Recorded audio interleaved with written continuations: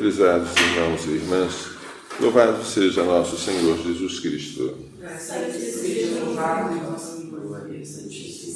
Estamos aqui diante de uma das chamadas confissões de Jeremias, de desabafos do profeta, por causa das perseguições sofridas pela palavra. Vinde, conspiremos todos juntos contra Jeremias. Portanto, querem matá-lo, ou, no mínimo, falar mal dele, feri-lo com a língua, caluniá-lo, porque ele não faz falta. A lei não vai morrer por falta de sacerdote, nem a palavra por falta de um profeta, nem o conselho por causa de um sábio. Vamos feri-lo com a língua e não prestemos atenção a nenhuma de suas palavras. Assim, Jeremias era tratado. Sempre foi ele um profeta incômodo, porque ele viveu numa época em que a destruição de Jerusalém era iminente. E ele, em nome de Deus, era obrigado a pregar aos reis, aos sacerdotes e ao povo que não se rebelassem contra o rei da Babilônia, que não ficassem alimentando esperanças vãs de sucesso sem a conversão dos pecados, e por causa disso ele era chamado de derrotista, de antipatriota. E aí? Acaso pode retribuir-se o bem com o mal? Eles cavaram uma cova para mim. Lembra-te, Senhor, de que eu fui à tua presença para interceder por eles e para tentar afastar deles a tua ira. Jeremias, portanto, faz o bem ao povo, e o povo retribui com zombarias, com perseguições. Neste sentido, Jeremias lembra nosso Senhor. Ele é uma figura, ele é um tipo de Cristo como servo sofredor. O Salmo 30 é um salmo também de alguém que está sendo perseguido. Retirai-me desta rede traiçoeira, porque sois o meu refúgio protetor. Ao redor todas as coisas me apavoram. Ouço muitos cochichando contra mim e conspirando, pensando em tirar-me a vida. Este Salmo 30, que é longo, seria citado por Jesus crucificado. Um dos versículos dele é: em tuas mãos entrego o meu espírito. O Evangelho hoje apresenta Jesus pela terceira vez anunciando a sua paixão. Neste terceiro anúncio, Jesus desce a detalhes. O Filho do Homem será entregue aos sumos sacerdotes e aos mestres da lei. Eles o condenarão à morte. Eles o entregarão aos gentios, ou seja, aos romanos, para zombarem dele, escarnecerem, para flagelá-lo, para crucificá-lo, mas no terceiro dia ele ressuscitará. Em nenhuma outra ocasião, a previsão da paixão de Jesus é contada de maneira tão detalhada. Qual foi o resultado disso aí? Não entenderam nada. Tanto não entenderam que logo depois o evangelista narra que a mãe dos filhos de Zebedeu, ela se chamava Salomé, e os filhos de Zebedeu eram Tiago e João, aproximou-se de Jesus com seus filhos e se ajoelhou para fazer um pedido. É coisa de mãe. A mãe quer para o filho ou para os filhos o melhor. E ela pensou no seu coração: Jesus é o Messias. Ele veio para ocupar o trono de Davi. Ele veio para instaurar a realeza em Israel. Ele nos vai libertar do poder dos romanos. Ele vai reconstruir tudo aquilo do tempo do rei Salomão. Vai ser um período de glória. E este rei vai precisar de ministros. Então ela foi pedir que os seus 2 filhos fossem, depois de Jesus, os maiores, e se sentassem uma à direita e uma à esquerda, para mandar sobre todos os outros. Jesus tinha 12 discípulos, mas ela queria que os 2 filhos dela fossem superiores. E Jesus respondeu: não sabeis o que estás pedindo. Estás pedindo poder. Mas para que serve o poder?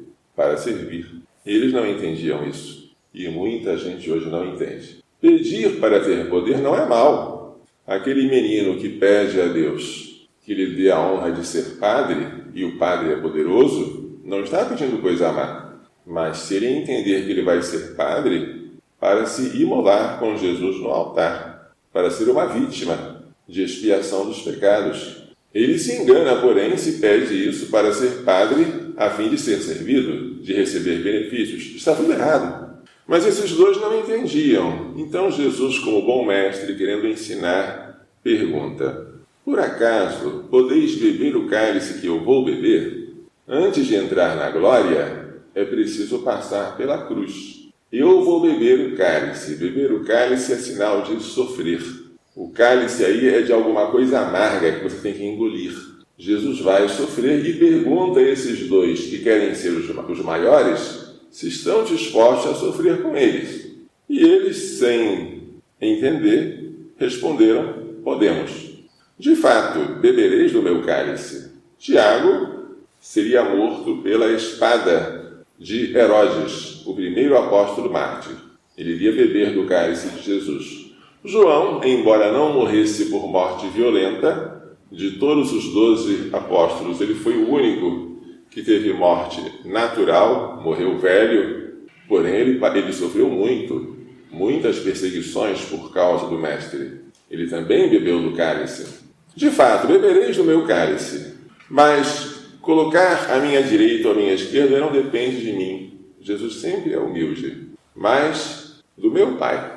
Ele é quem dará esses lugares para os quais ele preparou. E aí os outros 10, que viram que havia 2 querendo ocupar o primeiro lugar, ficaram indignados. Olha o ciúme.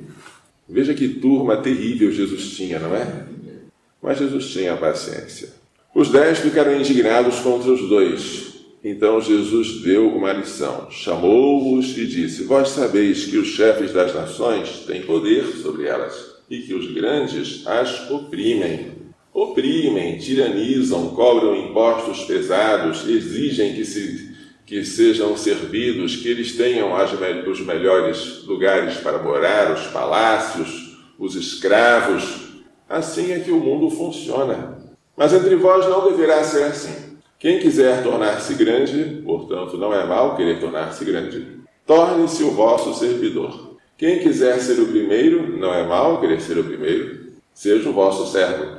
Pois o Filho do Homem, assim ele chama a si mesmo, lembrando a passagem de Daniel, o Filho do Homem sobre as nuvens, o Filho do Homem não veio para ser servido, mas para servir. Este serviço, em primeiro lugar, é o serviço da mesa, é o do garçom, porque o próprio Jesus, na última ceia, escandalizou os discípulos quando colocou uma toalha na cintura, uma bacia na mão e passou a lavar os pés dos comensais, que era uma tarefa de escravos. O Filho do Homem não veio para ser servido, mas para servir. Mas o serviço vai até a morte. Servir e dar a vida pela redenção ou pelo resgate de muitos. Aqui ele se apresenta como o Redentor, aquele que vai morrer em nosso lugar e em nosso favor. Prestem atenção. Se alguém nos dá um posto de comando, qualquer que seja, a primeira vigilância nossa deve ser esta. O que eu estou fazendo com os meus súditos? Estou servindo a eles? Mais ainda. Estou dando a vida por eles?